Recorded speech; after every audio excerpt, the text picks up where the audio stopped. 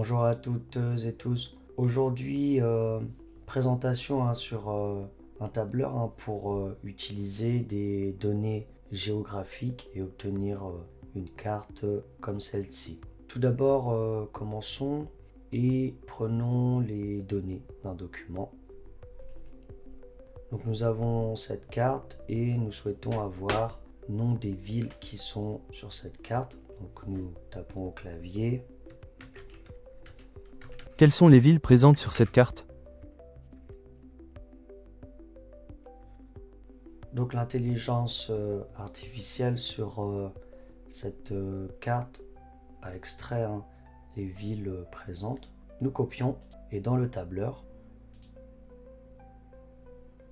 nous collons les données.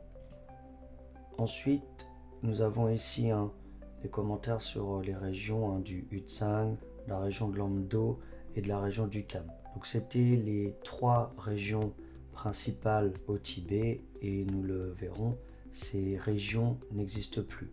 Faisons en sorte que les mots de cette liste se suivent. Sélectionnons la liste. Maintenant, allons dans Données et cliquons sur Convertir en données géographiques. Nous voyons alors ici les petits symboles qui apparaissent afficher la carte. Et donc nous avons pour cet exemple la ville-préfecture de Shikatse, donc qui est ici présente en jaune, et nous voyons qu'il y a quelques informations. Nous voyons aussi qu'il y a un descriptif et il est possible d'extraire le descriptif sur la colonne qui suit. Donc nous avons ici la ville-préfecture de Shikatse est une subdivision administrative de la région autonome du Tibet en Chine, etc.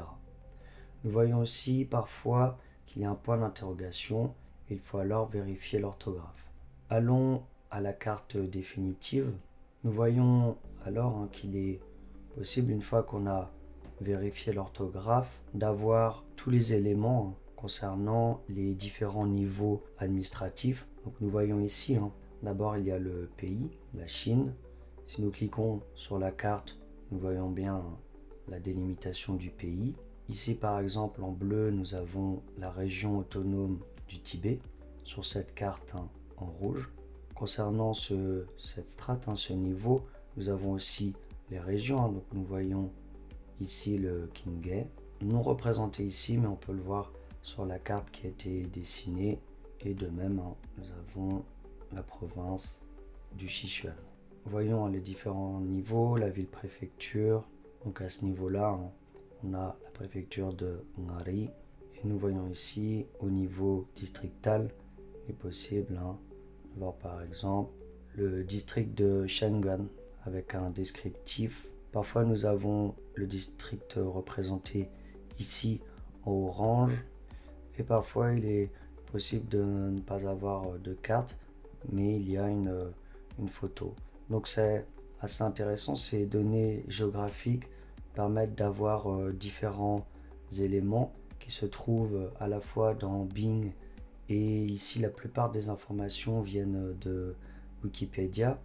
Et ensuite la carte qui est représentée ici, eh bien ce sont les données de la Chine qui représentent la région autonome du Tibet et les deux des 22 provinces de Chine, à savoir le Qinghai et le Sichuan. Et donc pour faire cette carte, eh bien donc je vais refaire. Il suffit d'aller ici dans Insertion carte, sélection des données, modifier, on prend les données ici et donc nous avons les différentes régions qui apparaissent.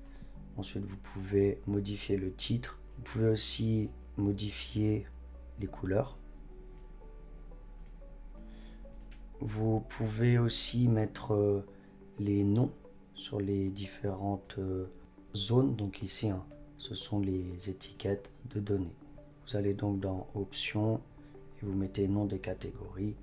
Et enfin, vous obtenez cette même carte. Plus qu'à mettre le titre. Donc, à titre d'exemple, 2 province et la région autonome du Tibet.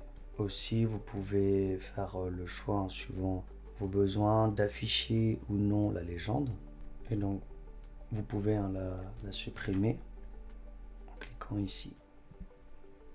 Donc en définitive, pour simplement ces données, l'idée c'était de faire apparaître ces éléments et en fonction de vos besoins, bien, vous pouvez utiliser l'outil insertion carte pour représenter bien les villes, les régions, tout ce que vous souhaitez cartographier. Et vous avez l'outil ici, afficher la carte, qui vous permet d'avoir des éléments et tout un tas d'informations qu'évidemment vous pouvez extraire et intégrer dans votre tableau. J'espère que ce petit tutoriel concernant les données cartographiques sur Excel vous a été utile et je vous dis à bientôt pour une prochaine vidéo.